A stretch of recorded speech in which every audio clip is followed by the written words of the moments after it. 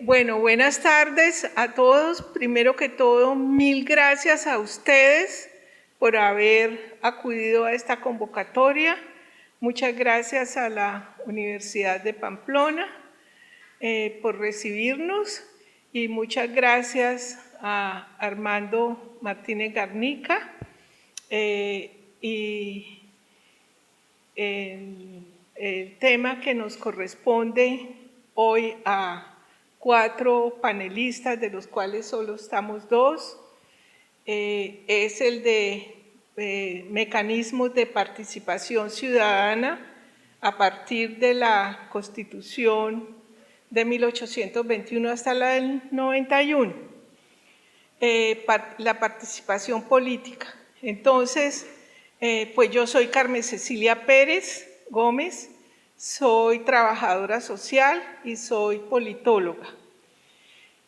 Y revisando, digamos, la historia constitucional de 1821 a 1991, para lograr entender cómo pudo realizarse el proceso de llegar desde la Constitución de 1821 del voto calificado a la apertura total de 7 mecanismos de participación ciudadana que se establecen en la Constitución de 1991.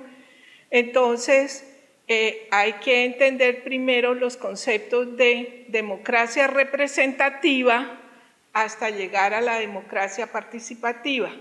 Y en ese orden de ideas, entonces, pensar que en el año 1821, el tipo de democracia que se dio y que se abrió fue una democracia representativa sensitiva, censurada, es decir, ahora lo explico, mientras que por el otro lado fue una apertura total.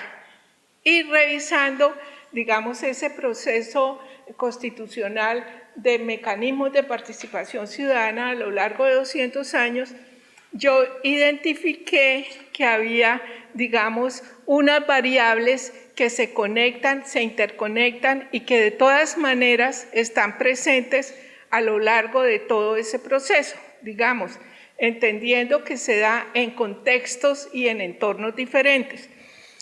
Pero si seguimos, digamos, este gráfico, donde en el centro está lo que significa la participación política de las constituciones nacionales, yo encontré que había unos factores o unos elementos siempre presentes, que son, digamos, el concepto de ciudadano y de ciudadanía, los partidos y movimientos políticos, consensos y disensos, la sociedad civil, los grupos de presión y los mecanismos de comunicación con las comunidades, con la sociedad, que yo anoto como prensa y redes sociales ya en este último siglo.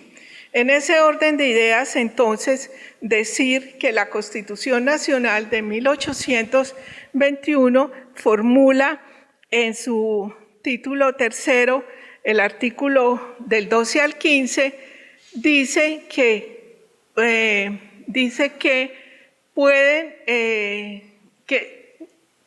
pueden votar a partir de 1840 los ciudadanos con determinadas características, entre las cuales está tener 21 años de edad, ser casados o, en su defecto, tener bienes hasta por capital que acredite 100 pesos. Y, de todas maneras, uno de los factores que impediría quitarle ese derecho es que venda o que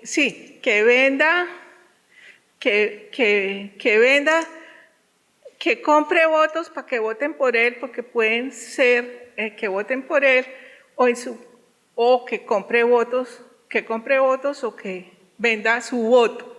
Quien tiene derecho a votar y pierde ese derecho. Y también en la Constitución de 1821 da de todas maneras la libertad a los hijos de esclavos que nazcan de los esclavos.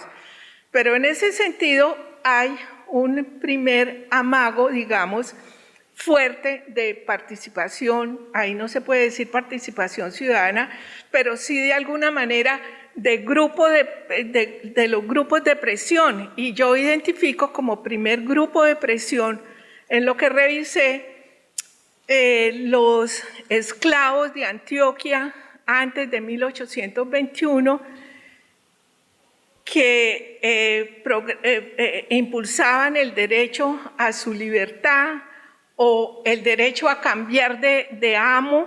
Entonces yo lo interpreto como si para 1821, cuando llegó el artículo ese de poder dar la libertad de partos, no fue como decir por obra y gracia y por, digamos, sí, por convicción de quienes lo propusieron, pero también porque de todas maneras venía una presión de antes de los primeros, digamos, esclavos antioqueños. Entonces, ya llegamos nosotros en 1840 sería la primera vez que se podría ejercer el voto a partir de ese momento. Entonces ya me encuentro con la Constitución Nacional de 1853, donde no solamente se termina la esclavitud, sino a partir de ese momento ya los ciudadanos ya no es voto sesgado, voto calificado, sino ya puede votar definitivamente los hombres mayores de 21 años, sí, que que sean casados o que tengan X cantidad de dinero como para poder respaldar que no son jornaleros, ni son dependientes de un patrón.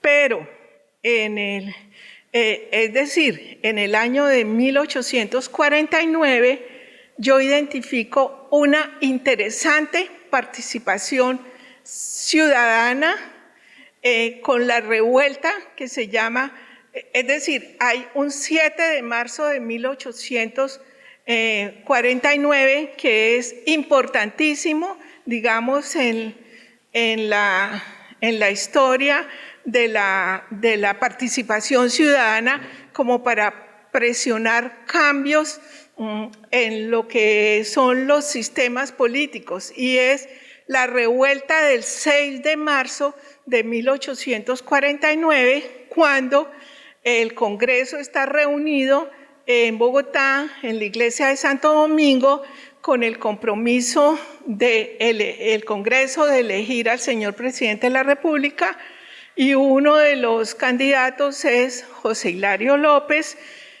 y llega un momento en que la turba, por decir así, que está organizada de días atrás, se creía que podía llegar hasta 1.000 o 2.000 personas afuera en Bogotá presionando, y se dice que llegaron más de 3.000 y hasta 4.000 y hasta 5.000 ciudadanos de todas partes a presionar, digamos, la elección de Marco Fidel Suárez, Dios mío, de José Hilario López, y que fue tanto así la presión que se entraban, digamos, la turba se entró y no les importó las barreras que había, digamos, para la masa atrás, sino que prácticamente empujaban al congresista, al congresista, y hasta que Mariano Ospina se levantó y proclamó, dijo: soy partidario de la elección de López, de José Hilario López.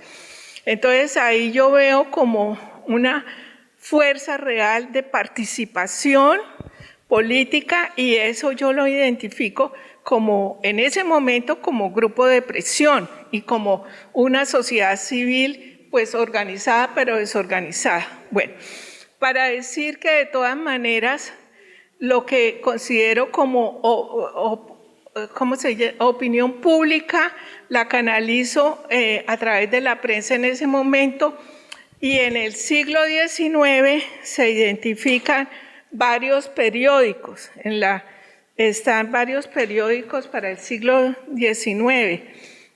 Entonces tenemos entonces varios periódicos. Está los periódicos El Siglo en 1849, La Reforma en 1851, La Opinión en 1863, La Paz y el Agricultor en 1868, La Unión en 1861. Otros distintos que no les identifiqué las fechas de nacimiento, pero está La Democracia, El Neogranadino, La Opinión, El Día. Y en el siglo XX, además de los periódicos de circulación nacional, surgieron periódicos regionales y locales. Entonces ya ha llegado, el poder de este medio de comunicación fue tan fuerte que en el siglo XIX como en el XX, que a través de movimientos de candidaturas presidenciales, digamos, prácticamente ponían los presidentes de la República. Y yo digo que llegó un momento también de presión, que era tan fuerte la opinión de los periódicos, se movía, uno de los mecanismos como se movía la opinión pública a través de los periódicos fue tan fuerte que a mitad del siglo XX muchos nos recordaremos porque lo vivimos, aunque fuéramos chiquitos, y otras pues personas porque lo sabrán por periódico, por la misma historia, que durante un gobierno de la mitad del siglo XX, el único lapso, digamos, de dictadura que tuvimos, porque se cerró el Parlamento durante el gobierno del general Rojas Pinilla. El general Rojas Pinilla cerró el periódico El Tiempo y cerró el periódico El Espectador. Pero así era la fuerza de opinión pública que sacaron inmediatamente los periódicos, uno que se llamó El Intermedio y el otro El Independiente. Ya, digamos, como por decir, a la prensa no la callan. Y ya nos encontramos con el final del siglo XX, cuando ya son otras variables diferentes a la misma, digamos, política partidista que presionan a la prensa cuando ya los pretenden acallar con bombas. Entonces, ahí está el ejemplo del periódico El Espectador, que fue el 5 de septiembre del año 89,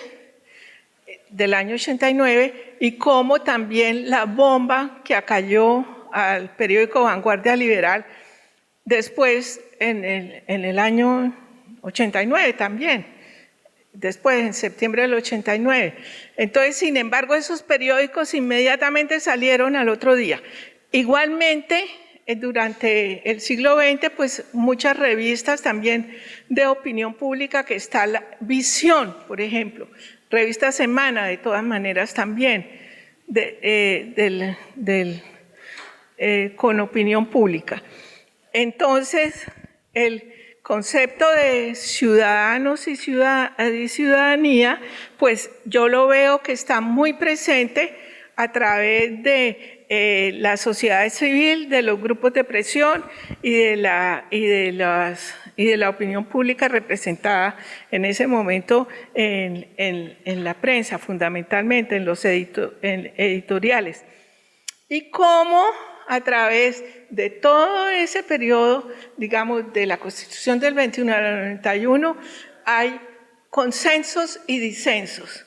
Y uno de los mayores consensos que hubo, yo lo señalo como ese que les relaté del 6 de marzo, del 6-7 de marzo de 1849, Pero claro, uno de los consensos más grandes que hubo fue sin duda el del pacto de Benidorm entre el Partido Liberal y el Partido Conservador para acabar pues la violencia política que había, con la violencia política y con el gobierno transitorio del presidente Rojas Pinilla, y cómo hasta ese momento podía participar, digamos, todos los ciudadanos hombres colombianos en las elecciones, pero hubo un año que fue el año 1950,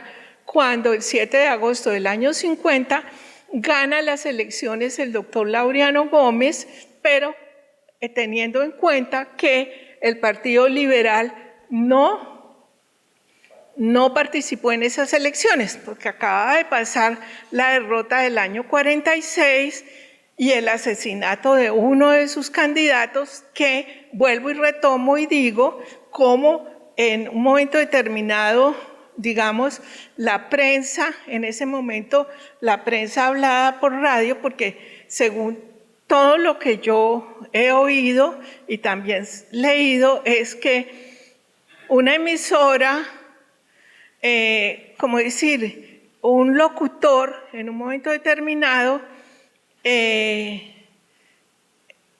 muy fogosamente, digamos, comentaba la muerte del doctor Gaitán, que había movido una gran masa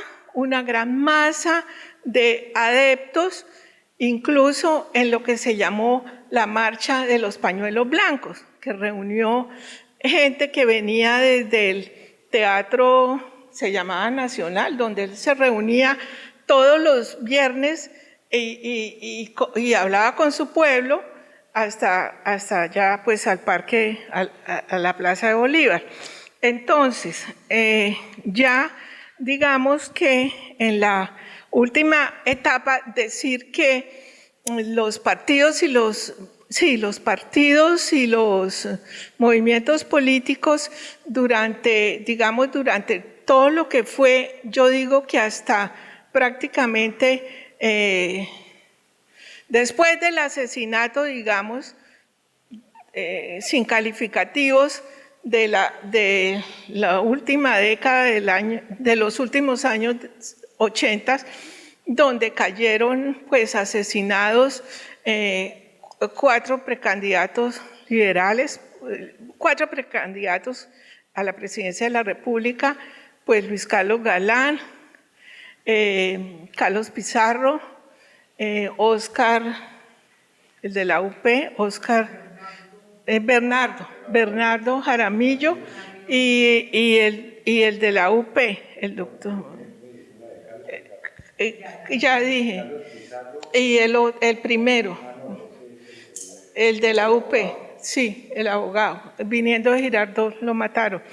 Entonces, yo identifico cómo a partir, digamos, de la campaña electoral de 1994, lo que venía de atrás, que eran las masas enteras en la calle, los candidatos en plaza pública, arengando, es decir, se vino cambiando a presentaciones más cerradas y cómo recintos cerrados fueron recibiendo más bien los conocimientos, digamos, las propuestas de los candidatos más bien en recintos cerrados. Digo yo que esa violencia pudo incidir en ese momento en el cambio de estrategia para empezar a comunicarse con la ciudadanía. Y por supuesto, en el nuevo siglo, ya en este siglo en que estamos, como otros mecanismos diferentes que son ya las redes sociales, que ya prácticamente todo se mueve a través del Facebook, del Twitter, y quien no tenga eso como yo, pues estamos borrados del mapa político y del mapa social y y casi borrados de la historia del país. Entonces, yo no sé si yo hice otro ensayo, pero no te quiero quitar tiempo, ¿no? Ya como que me puse en ese tiempo de ponerme a comparar qué pasaba entre una y otra, yo encontré como unos parangones entre la del 21 y la del 91. Entonces dice, para el año 1821, las tropas de la Revolución Neogranadina tomaron la plaza de Santa Marta el 9 de diciembre de 1820. Para entonces ya era tarde para organizar comicios para la elección de diputados ante el Congreso Constituyente de Villa del Rosario. Entonces yo pongo en 1991 como contraste la séptima papeleta, movimiento estudiantil, Carrillo Flores, Catalina Botero, decana de la economía hoy fue en los Andes, Alejandra Barrios, directora del MOE, Ana María Ruiz, gerente Canal Capital. Después, sesiones en la sacristía de la iglesia de Villa del Rosario de Cúcuta, ¿qué era? Arreglo y alumbramiento, tocaba la luz con las velas. Entonces pongo la del 91 en el Centro de Convenciones Gonzalo Jiménez de Quesada de Bogotá. En el salón de sesiones se instaló un semáforo para controlar el tiempo de intervenciones. ¿Te acuerdas? Sí. El número de diputados constituyentes del año 21 aquí fueron 95. ¿Cómo se dice? En el 91, 70 con derecho a votos, más 4 sin derecho a voto, 2 desmovilizados de la EPL, 1 del PRT, 1 de Quintín Lame. Es decir, si eso no es participación política, no entendería qué más puede ser de apertura. Que voz y voto, los dos. El EPL tenía voz, pero no voto, recién se instaló. Cuando se desmovilizaron el Quintín Lame, la corriente, el delegado de Quintín Lame del PRT, llegaron también con voz pero sin voto. Pero el 1 de marzo del 91, el EPL entregó las armas. Incluso allá fue Bernardo, que fue guerrillero del EPL, y entregó un arma simbólicamente a la presidencia de la Asamblea. Y a partir de ese día, el EPL tuvo voz y voto. O sea, 72 con voz y voto. Bueno, gracias, Antonio. Entonces digo, los venezolanos se negaron a prestar la imprenta en el año 1821. En mula llevaron desde Bogotá la imprenta de Bruno Espinosa. Entonces, por el otro lado, en el 91, Carlos Lleras de la Fuente y Alberto Salamea en el Instituto Caro y Cuervo de la Hacienda Yerbabuena trabajaron el texto final de la Constitución Nacional. Y hay una anécdota que yo creo que tú la acuerdas, se les fue la luz. Esa noche se les fue la luz. Bueno, la Asamblea estaba reglamentada para hacer sesiones de comisión, se aprobaban los articulados por comisión, y una vez terminado el tiempo de las comisiones, se presentaban esos articulados aprobados a plenaria para que toda la Asamblea aprobara en segunda vuelta lo aprobado en las comisiones. Cuando íbamos a iniciar la segunda vuelta, por un problema en el Instituto Caro y Cuervo, no hubo material para la segunda vuelta. Entonces se perdió un par de días por ese motivo. Los constituyentes liberales habíamos recibido rumores de que había interés en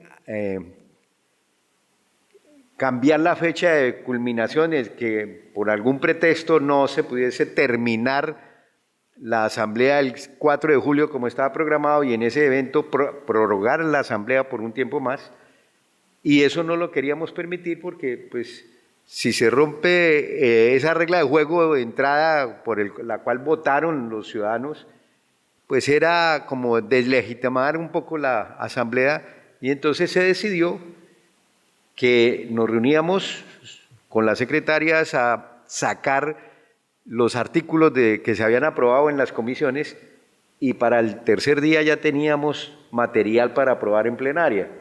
Ahí se arregló el computador y aparecieron los artículos. Pero fue curioso porque fueron problemas que se presentaron en los dos eventos, en el Congreso de Villarrosario y en la Asamblea Nacional Constituyente. Gracias. Sí. Entonces dice, en el año 21, propuestas del general Nariño fue denegada. Las propuestas locales de Manuel Baños también. Y entonces digo, en el año 91, propuestas del gobierno constituyente, del gobierno. ¿Qué se presentaron? Se presentaron propuestas del gobierno, de constituyentes individualmente, en grupo, ONGs, entidades privadas y presentaron propuestas. Bueno, en Bogotá, en la del 21, destierro desde Bogotá. Y entonces, la del 21, centralización absoluta, concentrada en Bogotá.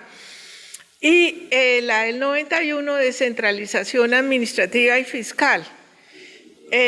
Sí, descentralización. Tenemos que en el año 21 los diputados exigían imprenta, 2.000 ejemplares. Entonces tengo en la del 91 oficinas con antesala. En el 91 tenían, mientras en la del 21 los otros señores aquí lo que exigían era una imprenta. Era lo que más pedían. Resulta que allá en el 91 los señores constituyentes tenían oficinas con antesala, baño, computador en los 4 pisos y en el 5º piso del Hotel Tequendama para cada constituyente, pues las oficinas. Armando Holguín, que era constituyente por el Departamento del Valle, era el único que tenía computador propio, acuérdate. No, pero eran computadores puestos por el gobierno, pero era el computador La Torre. Pero sí. Pero además nosotros teníamos computadores. Armando Holguín tenía uno portátil que se lo pasaba por los corredores mostrándolo, haciéndole fieros. Era portátil. Sí. Los computadores eran vivos, no habían salido los portátiles. El único que tenía portátil era Armando Holguín. El portátil fijo que lo carga por. Sí, él tenía, era el único, cargaba como quien carta una señora la cartera. Bueno. Yo realmente, como se dice popularmente, chicaneaba. Sí, eso. Bueno, en el año 21, como sabemos, nació Carmen Francisca, hija del vicepresidente interino de Colombia, Juan Germán Rocio. Pedía la pensión sustitutiva, después la mamá. Durante la Asamblea Nacional Constituyente nació Ana María Bejarano, hija de Eduardo Bejarano de la Rosa. ¿Tú te acuerdas que ese día todo el mundo aplaudió? Sí, que él contó. Entonces, bueno, Entonces, en el 21 muere Rocio y Azula. Mientras tanto, mientras estábamos en la Constituyente, del año, no, digo estamos como si yo también estuviera. Bueno, entonces fue el asesinato de Enrique Loumultra el 31 de abril del año 91, cuando se estaban cumpliendo, sí, pues lo mataron. Pues sí. 30 de abril, sí. Saliendo de la Universidad de La Salle de la. Sí, claro. Y era justamente. Era la campaña intimidatoria del cartel de. Sí, exactamente. El 30 de abril del 91, cuando se estaban cumpliendo años de muerto del asesinato de Rodrigo Lara, ese mismo día. Bueno, entonces, en el año 21, el general Nariño renunció a su cargo de vicepresidente provisional de Colombia y en la constituyente renuncia como constituyente Misael Pastrana Borrero porque estaba de desacuerdo con el gobierno por el cierre del Congreso, porque es que la constituyente propuso el cierre del Congreso. Entonces a Misael Pastrana no le gustó, fue uno de los motivos que es, sí. Entonces en el 21, Caro y Núñez eran cuñados. Dos diputados hermanos e hijos del alférez real de Cali, Borrero Costa se llamaban. Entonces en el 91 tenemos hijos de expresidentes, estaba Mariano Ospina Hernández y Álvaro Gómez Hurtado, estaban ahí de constituyentes. Entonces tenemos en el 21, a muchos diputados les asustaba cualquier mención de tolerancia religiosa y en el 91 tuvimos constituyentes por los movimientos cristianos. En el año 21, punto terrible que parecía iba a dividirnos la religión en el año 21, ese. Y en el año 91 el tema terrible fue el de extradición, que finalmente en la Constitución no quedó consignada la extradición. Quedó expresamente prohibida. Prohibida, sí. Entonces, en el 21. No, eso fue antes. Eso fue antes, sí. En el año 21 decía textualmente, esas mismas leyes fuesen conformes con las máximas y los dogmas de la religión católica, apostólica, romana, que todos profesamos y nos gloriamos de profesar. En el año 91 dice, el pueblo en ejercicio de su poder soberano, en ejercicio representado por sus delegatarios a la Asamblea Nacional Constituyente, invocando la protección de Dios. Dice en el 21, si trataron de loco al diputado Baños, aquí en el año 21, en Villa de Rosario lo trataron de loco. Entonces yo pongo por el otro lado, Lorenzo Muelas tuvo que hablar en su propia lengua el día en que presentó su propuesta, porque imagínense que todos tenían derecho a presentar la propuesta. Y esa tarde cuando Lorenzo Muelas se levantó en español a decir su propuesta, parecía como si fuera un mercado público. Entonces, ¿sabe lo que hizo? Habló en su propia lengua y apenas él empezó a hablar en su propia lengua, todo el mundo quedó como en misa. Bueno, entonces dice, 21, Venezuela se cita en el caso de la madre Carmen Francisca Rocio. Venezuela, ¿no? En la constituyente se recibe a Carlos Andrés Pérez, presidente de Venezuela. En el año 21 se reclaman dietas, ¿no? Una de las cosas que por las cuales no llegaban todos los diputados era porque no estaba como estipulado qué dieta sería. Entonces, de todas maneras, en la Constitución del 91, los constituyentes sí tenían salario, digamos. ¿No tuvieron salario? Ah, bueno, de todas maneras, remuneración. ¿No les pagaban? No marcó para no. de jubilación. No. Era servicios médicos. nada. Entonces, en el año 21, la participación de las mujeres era como detrás como de pronto prendiendo las velas, atendiendo a los señores, dizque lo esencial, cocinando, bueno, eso. Y en la constituyente del 91, 4 mujeres, Aida Bello, María Mercedes Carranza, María Teresa Garcés, Elena Hernández Montoya. Bueno, yo sí dije que la mujer cogió el voto en Colombia en el plebiscito, eso era. Digamos que eso era como lo que yo tenía entendido Y tú vas a hablar de los mecanismos de participación ciudadana, ¿no es cierto? Que ya son 7.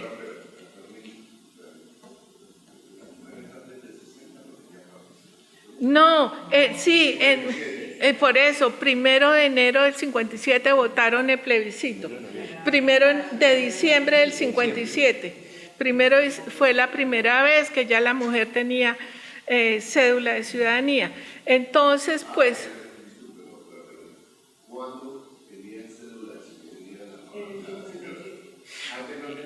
No tenía. No, ellas no tenían,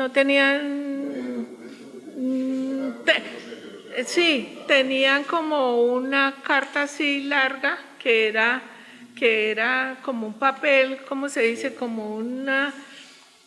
Como... Sí tenía cédula, pero no tenía derecho al voto. Pero no tenían la cédula que conocemos, sino era como un papel. Así era la de los hombres también. Sí. En la época de la violencia liberal conservadora, después de las elecciones del 50, después de las elecciones del 50, que el Partido Liberal no se presentó, y no se presentó no solo por el asesinato de Jorge Eliezer Gaitán, sino por el asesinato del hermano de Darío Echandía, que era el candidato liberal que estaba moviéndose para las elecciones del 50. Entonces, como le asesinaron al hermano, el Partido Liberal, en solidaridad con Darío Echandía, que era el candidato liberal, decidió no participar, y el Congreso era conservador y el presidente era conservador, y eso fue lo que generó una dinámica de violencia adicional. Porque en esa época no estaba de presidente Mariano Ospina y se posesionó Laureano Gómez.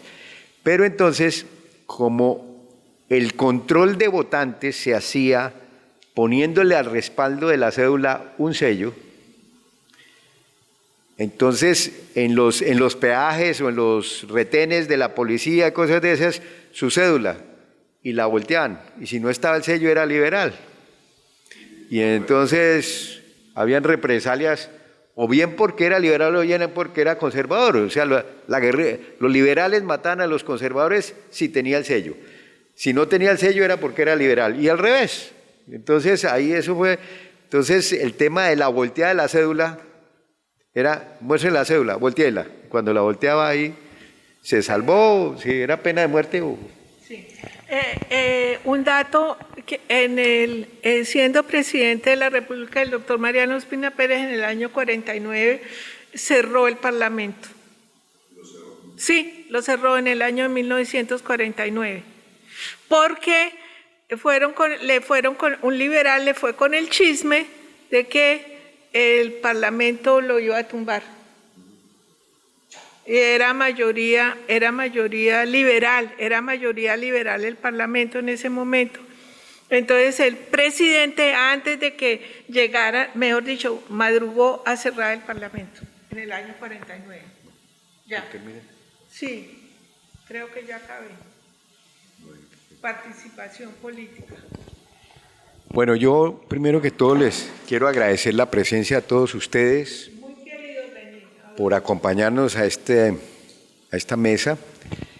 Obviamente ya estamos en el 4.º día y ya varias personas han viajado porque tenían que entrar a labores en el día de hoy y obviamente la asistencia pues ha mermado. Pero yo les agradezco muchísimo la presencia y quiero compartir con ustedes las reflexiones que he tenido en estos días como consecuencia de este Congreso, en memoria del Congreso de Villa del Rosario de Cúcuta de 1821. Las constituciones son cuerpos vivos a la hora de la verdad, porque es para sociedades humanas que deciden adoptar un proyecto cultural para sus países, para sus pueblos, para sus naciones. Y la Constitución de 1821 obviamente era ese proyecto que en su momento interpretaba el contexto que se estaba viviendo. Era un contexto de posguerra de independencia, era un contexto en donde el país era un país extenso, sin vías de comunicación o vías muy precarias de comunicación, caminos reales, pero no se tenía una comunicación ágil de un lado a otro, era complejo el transporte, la movilidad y demás, con una población baja del país y dispersa en el territorio, entonces no era un país fácil de gobernar. No, se pedía federalismo por los asentamientos urbanos que estaban dispersos, que reclamaban como mayor presencia en el territorio, pero la guerra de independencia exigía unidad para poder conducir al propósito de conquistar la independencia. En 1818, pues en el Congreso de Angostura se unen los dos países para luchar por la independencia, pero fue una unión con ese propósito y obviamente en alguna medida no había consolidado una nación, y ahí sí cabe la frase de Rodrigo Escobar Navia, que se la escuché muchas veces a Luis Carlos: Colombia tenía más territorio que nación y más nación que Estado.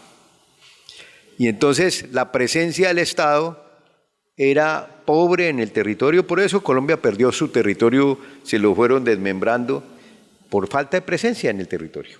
Pero era que no había población, es la realidad, y esa falta de población dificulta la presencia del Estado. La dificultó en esa época y la dificulta todavía, porque nosotros tenemos territorios muy despoblados.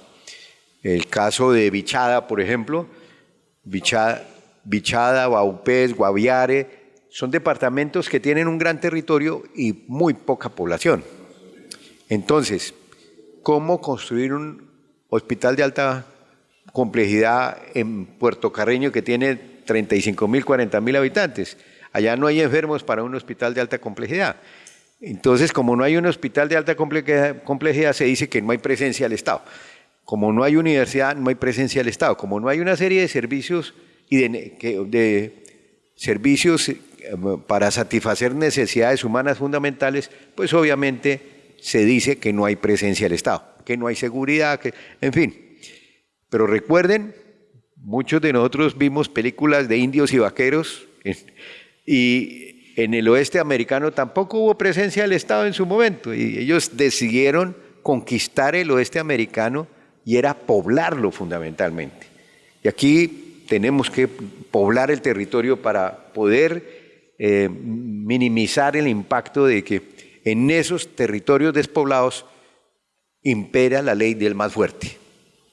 Y la ley del más fuerte es el que dispare más rápido. Entonces, lamentablemente es así la realidad. Bueno, se logró, como muy bien lo presentó Carmen Cecilia, una Asamblea Nacional Constituyente que introdujo nuevos mecanismos de participación ciudadana, porque se consideraba importante darle ingreso formal a la Constitución de Colombia de una democracia participativa, una democracia incluyente, una democracia que se le diera participación a todos los grupos étnicos y culturales que tenía Colombia, porque aquí vale la pena destacar en este análisis que nos hace Carmen Cecilia, que además de Lorenzo Muelas hubo dos indígenas más, uno que salió elegido, que es Francisco Rojas Birri, y otro, Alfonso Peña Chape, que ingresó como desmovilizado del movimiento Quintín Lame, que estuvo actuando en la región del Cauca. Entonces, había en la Constitución, en la Asamblea Nacional Constituyente, tal equilibrio de fuerzas que nadie podía arrasar aplastantemente a nadie, que para lograr un acuerdo tenía que lograrse un consenso. Entonces, muy pocas decisiones se tomaron a voto limpio.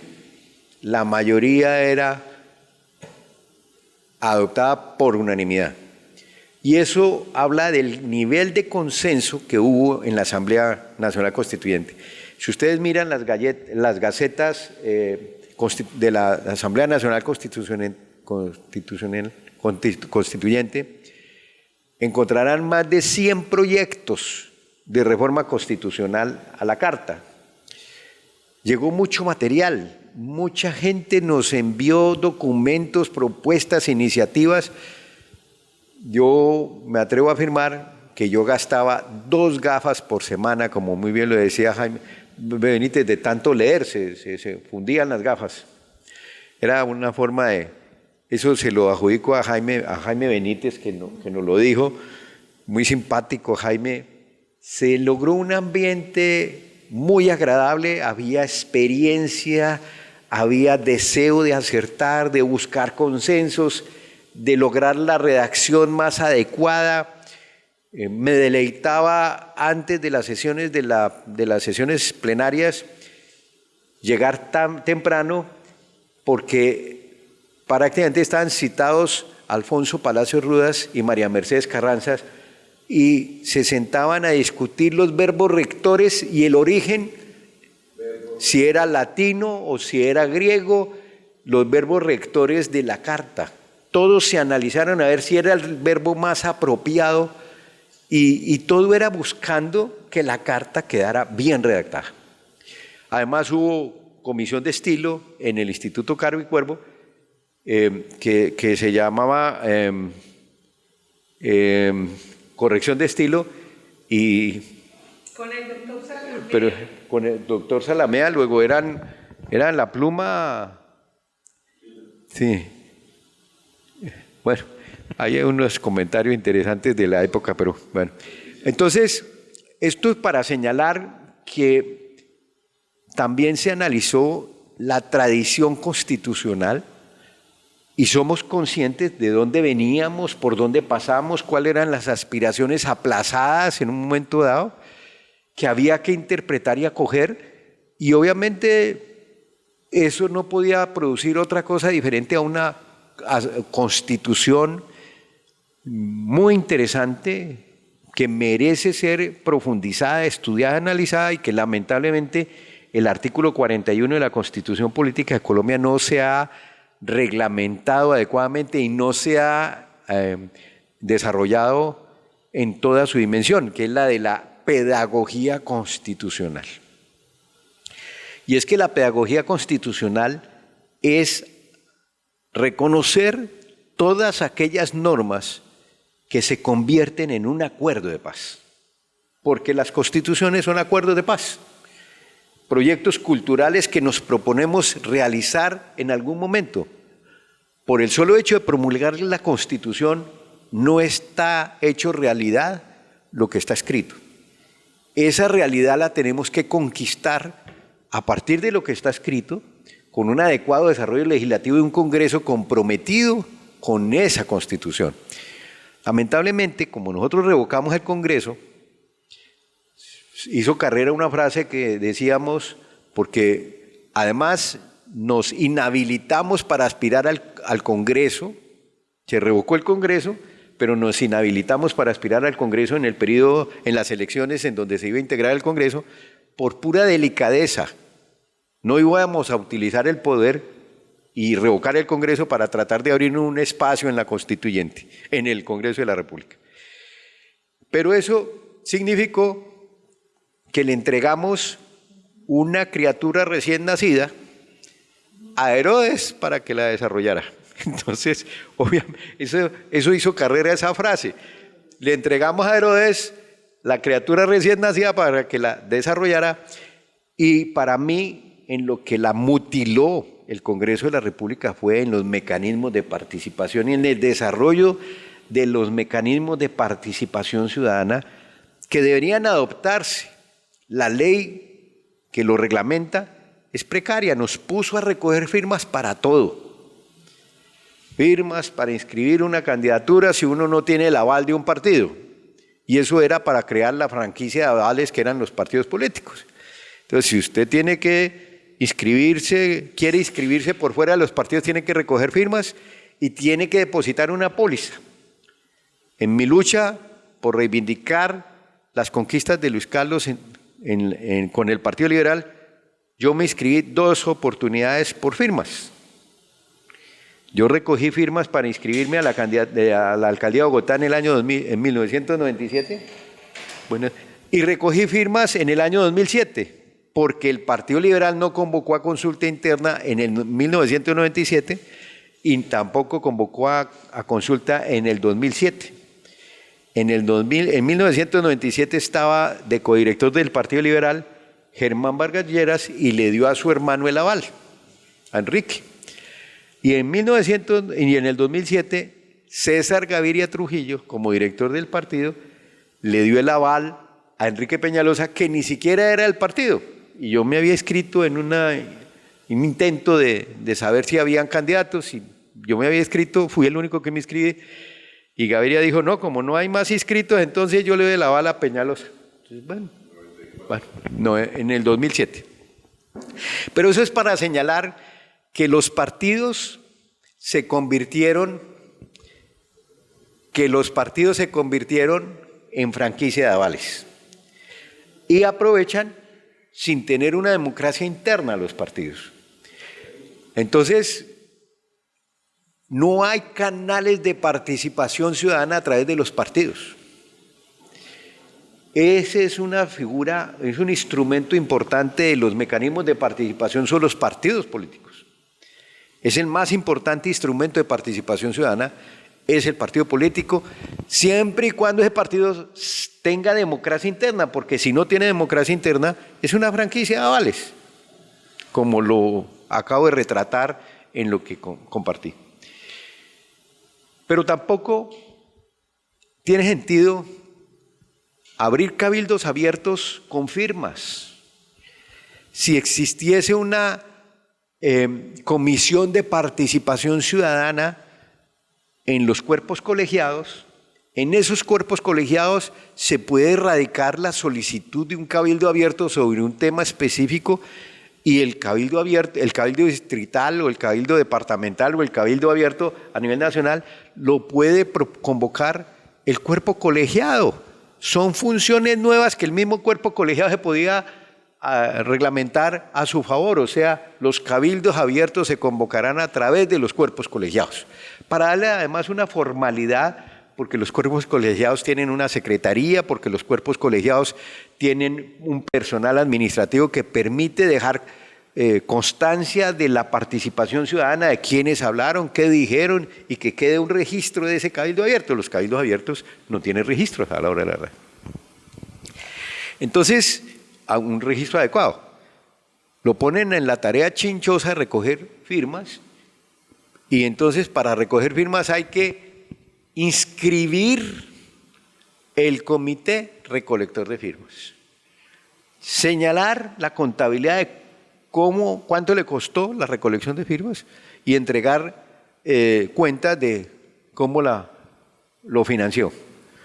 Entonces le empiezan a poner tantos requisitos que hacen inaplicable la recolección de firmas. Ahorita están tratando de recoger firmas los candidatos y están desesperados, no van a poder. Es muy difícil. Y el ciudadano ya está cansado de que le estén pidiendo la firma. Se cansa. Pónganse a la tarea. Yo he recogido firmas para todos los mecanismos de participación. Y yo doy fe de que eso no está reglamentado adecuadamente. Ya hay que cambiar. La participación ciudadana es un imperativo de la democracia actual. La democracia representativa dejó de representarnos. Ya no representa en Estados Unidos. Lo vimos en enero de este año. Vimos qué tan vulnerable está ya la democracia en Estados Unidos por la afectación que tienen las redes sociales, las falsas verdades, que empiezan a enrarecer el proceso electoral, y eso amerita un pensamiento crítico que no existe ni siquiera en los países desarrollados. Pensamiento crítico que se construye en la medida en que el ciudadano participe. ¿Por qué? Porque es muy fácil engañar a alguien que no ha participado en un proceso de construcción de alguna aspiración colectiva. a través de encuestas de opinión, a través de trabajos que quién sabe quién los hizo, empiezan a interpretar lo que quiere la gente y con 7 propuestas mágicas que van a resolver todos los males del mundo, se ganan unas elecciones. Y ahora con guerra sucia, ahora con una campaña que polariza, porque la gente ya no está votando a favor de nada. La gente está votando es en contra de. Vote en contra de fulano porque es un peligro. Ay, ¿por qué en contra? Pues por mí, ¿cierto? Pero no es votar a favor de algo, porque no se está votando a favor de alguna propuesta. Yo considero que hay que hacer una pedagogía constitucional, pero que hay que abrir mecanismos de participación propios de la ciudadanía. Hay que crearlos, hay que trabajarlos en ese sentido. Yo propuse a raíz de que en el Consejo de Bogotá yo propuse varias veces, y me perdona que diga yo porque pues sí, lo hice, propuse unos proyectos de acuerdo para diseñar unos mecanismos de participación desarrollando esta idea básica.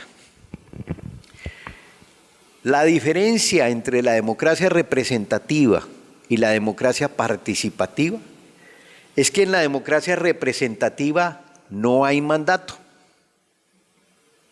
En la democracia representativa se elegía, o sea, Constitución del 86, la anterior Constitución a la del 91, el artículo 179 decía específicamente, al elegido no se le impone mandato. El mandato es poder. No se le impone mandato, es decir, para no restringirlo en lo que él quiera hacer. Y él podía hacer lo que quería. Y no le tenía que rendir cuentas a nadie. Al fin y al cabo no había mandato. Entonces, ¿a qué lo elegimos? No, que haga leyes y control político.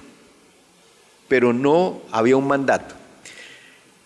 En la Constitución del 91 establece el artículo 259, quienes elijan alcaldes o gobernadores imponen por mandato el programa de gobierno que inscribieron al momento de inscribir su candidatura. Luego esos programas de gobierno se convierten en mandato de gobierno. Y si hay mandatario elegido y hay mandato, quiere decir que hay o debe haber un mandante. Si existe el mandante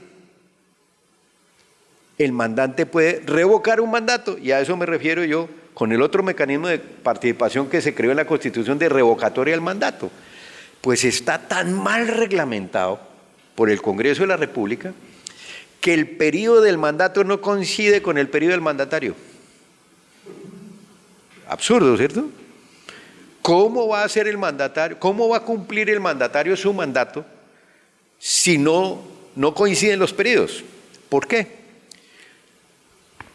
El mandato de gobierno quedará expresado en el plan de desarrollo que el alcalde o gobernador apruebe, porque el plan de desarrollo es lo que va a hacer. Y resulta que el plan de desarrollo solo entra en vigencia a partir del segundo año del mandatario. Luego, el primer año del mandatario está ejecutando el mandato de gobierno del anterior alcalde. Peñalosa le ejecutó el último año del mandato de Petro. Mire el contrasentido. ¿Y qué pasa? Pues puede que se demore todo y no se ejecute el presupuesto. Y entonces le dejó las obras financiadas, pero como no se ejecutó el presupuesto, entonces pasa para la siguiente vigencia. ¿Cuál es la siguiente vigencia? La de él. Y entonces pues él en el segundo año tiene la plata de él y la plata del otro. Y no se ejecuta y entonces aparecen las obras inconclusas. Elefantes blancos, que llaman ahora, o que han llamado siempre, ¿no? Entonces fíjese que no es jurídicamente razonable que yo revoque un mandato cuando ni siquiera él ha tenido el tiempo para empezar a ejecutarlo. Y siempre en el primer año del mandato de gobierno, en el primer año de gobierno, no de mandato, la oposición o el no elegido o los amigos del no elegido empiezan a recoger firmas para revocar el mandato.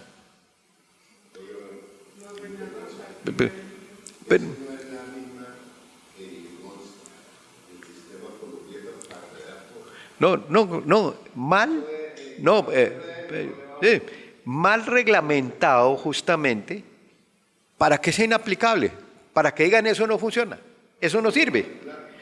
Y es que el hecho de que se le imponga un mandato al elegido le genera un compromiso muy grave.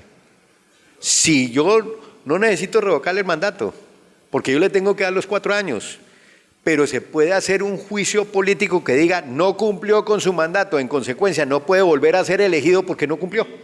Así de sencillo, ¿cierto? Entonces tendría una sanción política el hecho de que no cumpla su mandato, pero eso no está reglamentado así. Y eso para mí es una mala reglamentación. Pero hay otro agravante, y es que ¿cómo lograr la participación ciudadana si la gente no está preparada para participar? No sabe cómo participar, no hay canales de participación, no conoce qué es el funcionamiento del Estado, no sabe qué es el poder público, no han estudiado su municipio, y a eso lo deberían convocar las fuerzas dirigentes de este país, o sea, los concejales, los diputados, los congresistas, convocar a la ciudadanía a través de partidos políticos o en forma institucional. La propuesta que yo tenía era que los cuerpos colegiados convocaran a la ciudadanía 2 años antes de las elecciones para diseñar un mandato ciudadano que piense en el municipio, en el departamento a 20 años, sin restricciones presupuestales. Porque si usted va a pensar para 2 años, dice, bueno, ¿hay la plata o no hay la plata? Entonces deja solo lo que...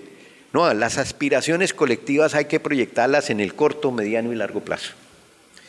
Y hacer los esfuerzos colectivos para conseguir el financiamiento para esas posibilidades de corto, mediano y largo plazo. Entonces, tenemos una carta poderosa que nos da unos instrumentos poderosos de participación ciudadana, que si se participa, se relegitima la democracia, por un lado. Segundo, el ciudadano ya sabe qué es lo que quiere, porque ayudó a construir lo que quería. Y entonces, como ayudó a construir lo que quería, el pensamiento crítico es tal, no ese, no está planteando lo que queremos, este tampoco, y si están planteando cómo es que lo van a hacer. La propuesta para mí debe llegar a que los candidatos a alcaldías y gobernaciones no presenten un programa de gobierno, presenten el plan de desarrollo del gobierno.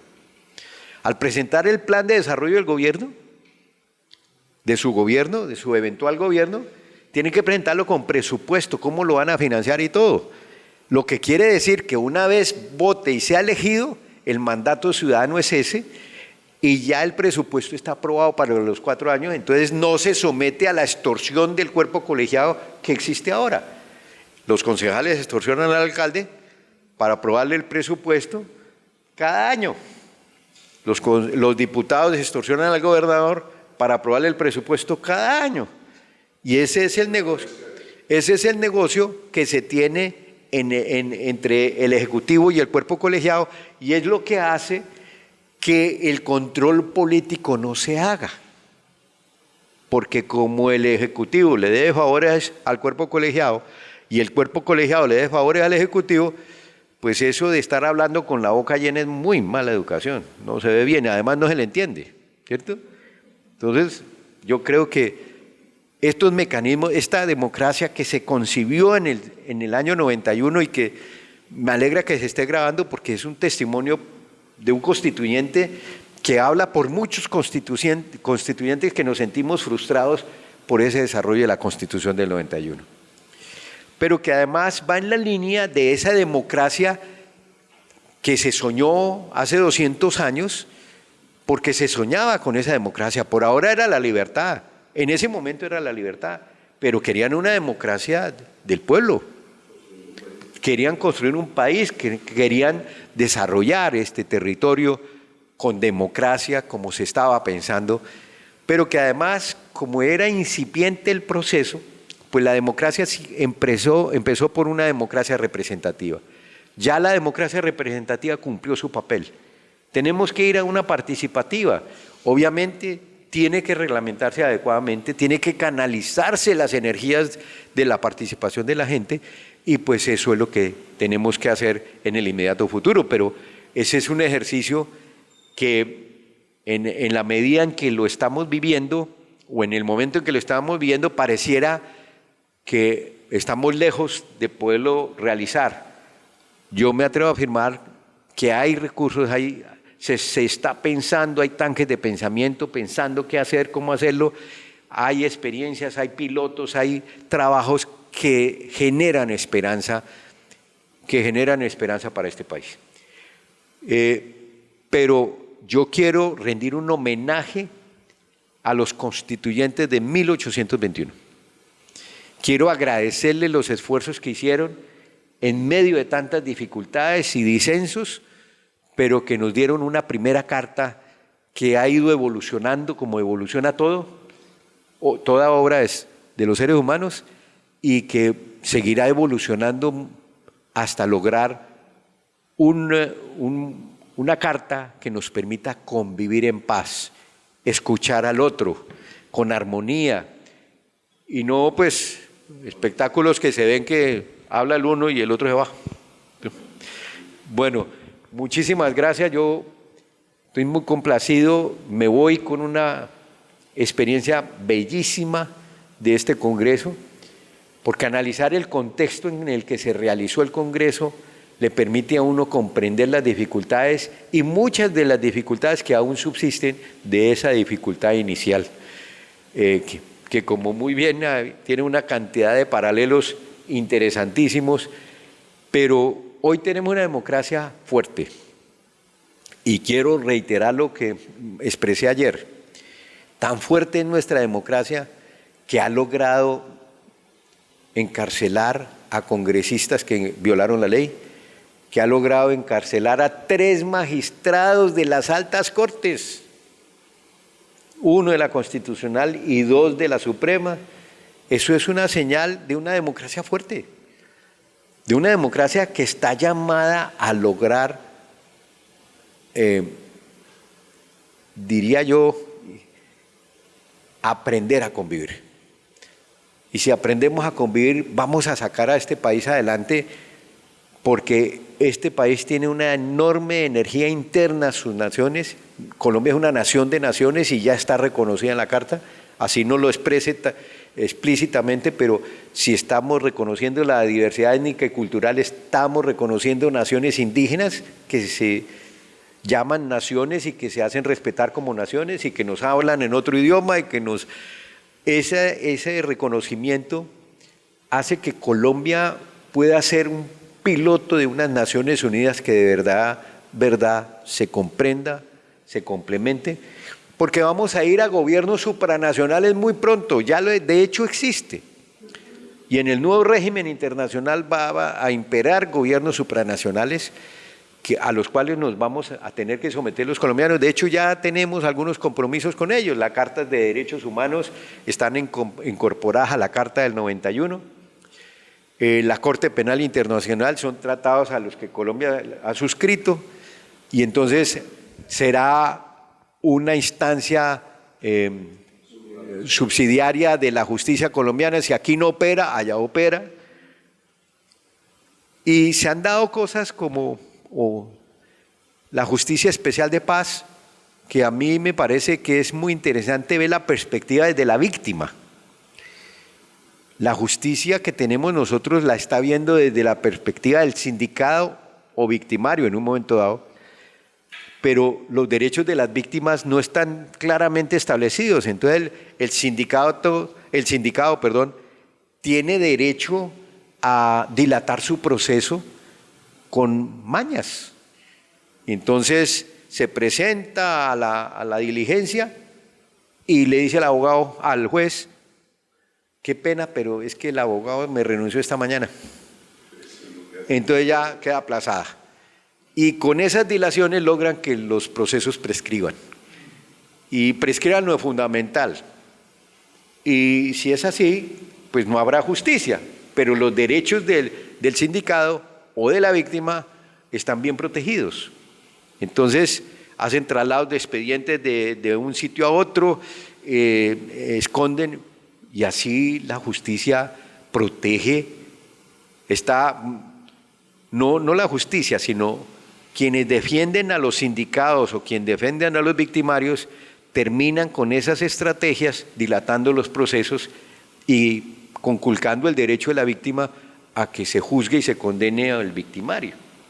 Entonces esto nos llama a reflexiones profundas que tenemos que seguir haciendo y ayudando a seguir madurando la Constitución de 1821 como ya va en la del 1991 con unos avances, con unas expectativas nuevas, con unas visiones culturales diferentes que nos permitiría convertirnos en esa nación digna y honrada que merece ser la nación colombiana. Muchísimas gracias.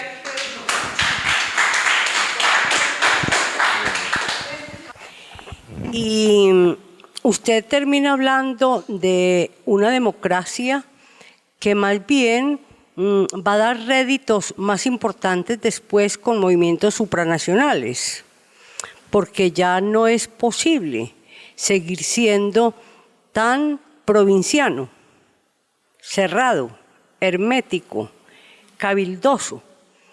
Lo que le digo yo, lo global está arrastrando irremisiblemente a la aldea. Conforme a lo que hemos vivido por historia, claro que usted tiene mucha solvencia para expresar sus ideas que tiene, pues desde el punto de vista teoría, pero también sus vivencias desde la experiencia y de todo, pues es inigualable su presencia, mejor dicho. Pero en la experiencia de nosotros los de a pie, de la democracia, uno afortunadamente es irrelevante para decir tal vez sandeces, pero desde nosotros los de a pie, uno pensaría que la democracia, tal como se ha conocido, está en las últimas. Y mientras usted hablaba, yo pensaba, a ver, ¿cuáles son los factores de esta agonía imparable de la democracia? Donde hablar de un político y presentarse como tal es desastroso, es letal, eso no se puede, es terrible, eso ha entrado a una decadencia espantosa. Y entonces, hoy se ve palpable y ciertamente, uno, el control popular sobre la toma de decisiones públicas. Eso no se había presentado, eso lo estamos viendo últimamente. El poder popular, la institucionalidad de cuerpos colegiados, eso ya parece ser nimio en comparación del triunfo de todas esas comisiones de derechos humanos. Hay otra cosa que usted me hablaba esta tarde cuando íbamos a entrar a la reunión, porque yo había mencionado un poco la decadencia del coraje. Y entonces usted se pegó de eso para hablar la igualdad y trajimos a cuento a Cambalache, el tango. Todos estamos... La decadencia. La decadencia del coraje. Pues de la dignidad. De la dignidad. Estamos en un mundo, como le decía George Wells en ese libro en 1984, hemos de ver esta distopía, cuando la esclavitud sea la libertad, cuando la mentira sea la verdad. Eso lo estamos viendo. El gran hermano nos lleva de la ternilla. Eso decía la distopía de Wells en el libro 1984. Pero es que Cambalache, que fue galardonada como la canción más importante del siglo XX, dice, es que todos estamos igualados. No importa que sea cura, rey de bastos, colchonero, chorro. Todo es igual. Nada es mejor. Eso es la decadencia del coraje. El igualitarismo. Porque nosotros, ustedes perdonen, mi orientación es filosófica. En eso trabajo yo. Eso es lo que yo produzco. Y yo creo que la filosofía da un aire. Mire, nosotros necesitamos el sentido de la primacía, no del privilegio. Eso ya pasó. Esa lucha de de pulso, de fuerzas, viendo a ver quién saca más muñeca y quién puede tumbar al otro. ¿Por razones de qué? Por razones de privilegio. Pero las razones de privilegio no son las razones del respeto. El Congreso ha perdido respeto, pero es que el Congreso sí es un ente, y un Congreso lo forma una gente que es irrelevante desde el punto de vista del poder y de la primacía y de la gallardía y de la elegancia y de la identidad. Está muchos de ellos en los rines, en lo más asqueroso del caldo que Mafalda no se quiere tomar, el caldo inmundo de la corrupción. Gente de la corte, porque de lo más digno que había, eso está pues encanado, ¿no? Entonces, mire, usted de alguna manera es un Quijote, doctor, perdone, con lo cual lo honro. A usted no lo va a matar una idea, a usted lo matará un molino de viento. Pues ese sí es el verdadero sueño del Quijote. Pero aquí hay mucha gente irrelevante. ¿Por qué? Porque medra a la luz del poder. Dejaron de ser gente. No son gente. En Antioquia se decía, usted es un calzón sin gente. Es decir, usted puede que ahí dentro haya calzones, pero en esos calzones no hay gente.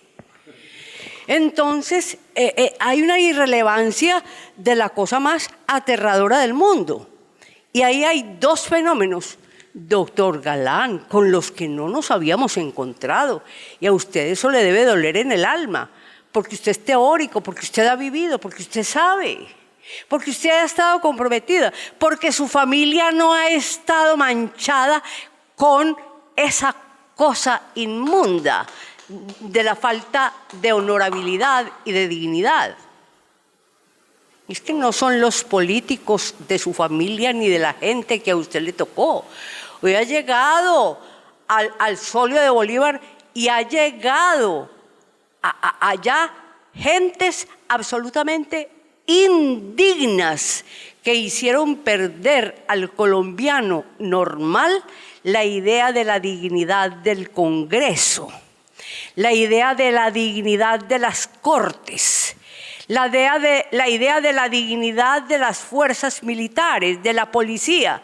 ¿Qué tenemos que agregar después de lo que hemos oído de oficiales en Puerto Príncipe? Doctor, usted se preparó para esto y usted no sacó su papel, porque usted se habló de su cacumen, de lo que tiene en la cabeza, de su experiencia. Usted vive con eso está metido en su cuerpo. Mejor dicho, no es Antonio Galán el que vive, es el Partido Liberal el que vive usted. Pero es el Partido Liberal de la vieja data, de la vieja guardia, de los ideales, de las utopías. Tenemos que caer en cuenta que estamos en un mundo, lamentablemente, de tristes distopías. Por eso yo digo, yo no sé, usted, don Quijote, don Alonso Quijano, tenga la bondad. Mire, yo creo que la democracia está en las últimas, tal como la hemos conocido. Me sorprende, es una idea nueva que llevo de usted, que habrá corporaciones supranacionales, porque no podemos seguir viviendo tan parroquianamente. Ay, por Dios, pero ¿usted qué opina? Qué habladera, ¿no? ¿Alguna intervención adicional o pregunta? Bueno, primero que todo, mi nombre es Juan Manuel Parra, mejor conocido como el Viejito Gozón. ¿Por qué me conocen como el Viejito Gozón?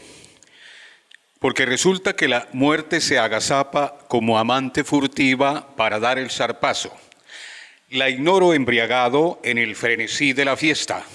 Y vámonos todos de fiesta. Y dice: no lloren sobre el cadáver de este viejito gozón, bañémoslo en aguardiente y hagamos un parrandón. Dice que no va pa'l cielo porque es muy aburridor. Mejor se va pa'l infierno donde hay tremendo fiestón. Todos, ese viejito gozón, ese viejito gozón, ese viejito gozón, ese viejito gozón. En noche de luna llena se arma que parrandón, salen alegres los muertos del hueco y del panteón a mover el esqueleto con gracia y animación. Ese viejito gozón, ese viejito gozón, ese viejito gozón, ese viejito gozón. Plañideras y dolientes participan de la rumba, acompañando al cortejón que va directo a la tumba. Ese viejito gozón, ese viejito gozón, ese viejito gozón, ese viejito gozón, ese viejito gozón, ese viejito gozón, ese viejito gozón, ese viejito gozón. Doctor Antonio, no, panel, la doctora Carmen Cecilia Pérez, geniales, es una maravillosa oportunidad de poder compartir. Soy ingeniero, yo estudié con él ingeniería química en la UIS. El papá fue el que hizo la UIS y Ecopetrol, Mario Galán Gómez. Eso es un honor y tengo la foto del papá de él con Einstein porque yo no había nacido. Sí, y me la mandó usted. Y primero que todo, pues lo precioso y lo bello, hermana. Usted le puso la cereza al ponqué. Y yo voy de alumno a su clase. Y sí, después de eso, como dijo usted, señor, a mí no, como dijo, como los cucos, no hay cucos, a mí me cayeron para las medias. Y esto, disculpe, es el chiste que usted echó. No, maravilloso, geniales estas cosas deberían suceder todos los días. Usted habló, lo único que cambia este país, doctor Galán, doctora Carmen Cecilia, es una cultura. Usted lo dijo todo. Desde que uno no tenga la mente estructurada, como dice la hermana, usted no puede tomar decisiones, usted lo manipula. Y tenemos todo eso. Bueno, primero, porque si no me extiendo mucho. Primero, voy a hacerle una pregunta, doctor Antonio, en público, delante de la hermana, porque ahora yo le cogí miedo. ¿Sí? ¿Por qué usted no ha sido presidente? Primera, usted verá, se extiende hasta que quiera, tiene un avión allá esperándolo. Segundo, ¿cuál es? En un minuto, bueno, un minuto por cada pregunta, pues, disculpe. ¿Cuál es la diferencia, doctor Antonio Galán Sarmiento, constituyente de la 91? ¿Por qué ese marco de referencia tan hermoso que ustedes construyeron en el 91, que se llama la Constitución del 91, no se ha podido aplicar? Y bueno, pero primero respóndame, ¿por qué usted no es presidente? ¿Por qué no quiere ser presidente? Discúlpeme, permiso. Bueno, la hermana lo dijo, porque se ha glorificado la mediocridad. Y yo creo que para ser presidente uno tiene que prepararse. Y Luis Carlos me dio un testimonio de cómo prepararse. Y él puso la vara muy alto y entonces no es fácil, digamos, vencer en este momento ese resultado. Hay que conocer a Colombia muy bien, hay que recorrerla muy bien, hay que entenderla muy bien para poder estar asumiendo esa responsabilidad. La inexperiencia no es, la conocen mejor, a la Colombia la conocen mejor las comunidades religiosas que la han recorrido, la conocen mejor los militares que la han visitado, la conocen mejor los guerrilleros que han estado caminándola, y por eso hay que escucharlos, hay que saber qué es lo que está en esa Colombia profunda palpitando y y entrar a resolverlo, pero yo quiero hacer una reflexión sobre la palabra poder.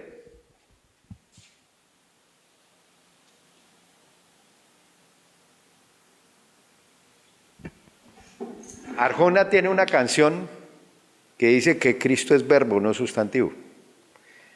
Poder es una palabra que es verbo y es sustantivo. El poder y el verbo poder. Pero además es acrónimo. Y el acrónimo es una palabra que se construye con las primeras letras de otras palabras. Y las letras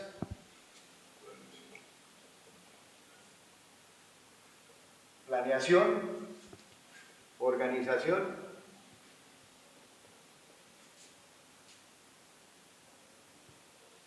dirección, ejecución, se acabó la tinta, y revisión. Bueno, pero el tema es el siguiente. Estas son las 5 funciones administrativas, a diferencia de las funciones administrativas cuando se administra de arriba para abajo. Cuando se administra de arriba para abajo es planeación, organización, ejecución y control. Esa fue la que yo aprendí cuando se hablaba de administración en la universidad. Pero, bueno, pero entonces, si vamos a hablar del poder público, que es la soberanía reside en el pueblo y de él emana el poder público. Entendido el poder como verbo, como sustantivo y como acrónimo. Y seguramente, si se hace una pedagogía constitucional desde las aulas escolares, pero debidamente, bien estructurada, bien diseñada, y le enseñamos mediante la práctica a nuestros estudiantes de la básica, primaria y media, básica, primaria, secundaria y media, estos conceptos vivenciales, no el proceso electoral que están diciendo que esto es democracia o la cátedra y que están los muchachos jugando al bobombún haciendo compraventa de votos para que lo elijan de personero escolar. Eso es reproduciendo las prácticas electorales negativas que hemos vivido. Bueno, entonces, este ejercicio de desarrollar las competencias ciudadanas a la luz de estas prácticas administrativas, planeación, organización, dirección, ejecución y revisión. ¿Por qué revisión, no control? Porque es que cuando participamos vamos a revisar qué hicimos y qué se ejecutó, para seguir revisando qué hicimos y qué se ejecutó y para revisar lo que nosotros hemos ignorado, Esto es un proceso, esto es una pedagogía gigantesca la que hay que hacer a nivel institucional, a nivel de escuelas y colegios. Y téngalo por seguro que en la medida en que la hagamos, la democracia representativa fallece y nace la democracia participativa. La democracia participativa apenas está formulada, no está en práctica, porque el Congreso de la República, hermana, desarrolló la democracia participativa con las piezas de un rompecabezas de democracia representativa. La desarrolló mal, está mal desarrollada. Pero si existe una fuerza política que la desarrolla el derecho al interior de su fuerza política, téngalo por seguro que esa fuerza política cambia la forma de hacer la política en Colombia. Y ese es el reto que tienen las fuerzas políticas que quieran entrar en la arena política de aquí para adelante. Yo veo con preocupación que no existe una propuesta en el escenario que la estén ofreciendo, Yo veo con preocupación que el desespero de los jóvenes de primera línea, como los han llamado, que se alzaron a protestar, no tienen tampoco una propuesta. Uno los oye en las entrevistas y saben identificar problemas, pero no han estructurado soluciones y hay que buscar esas soluciones. Pero tengo la esperanza, como pasó en la campaña libertadora, como pasó en la Asamblea Nacional Constituyente en los momentos previos, que cuando la juventud se pone en pie, la patria siempre ha podido esperar algo grande. Y yo confío, y esa es una frase de Gabriel Turbay, entre otras cosas, yo confío en que el proceso de madurez que se viene alcanzando, de conciencia que se viene alcanzando, va a ayudar a construir esa propuesta nueva. Y podemos estar a puertas de un salto evolutivo muy interesante, porque esto está ebulliendo. Hay que canalizarlo adecuadamente para lograr no disipar energía en confrontaciones y canalizar toda nuestra energía en la concreción de lo que queremos hacer para Colombia y de Colombia. Yo espero que, como dice este título de este libro, ojalá nos alcance la vida y que antes de que me mate el molino de viento se pueda ver algo. Se puede hacer algo, hermano. Bueno, muchísimas gracias.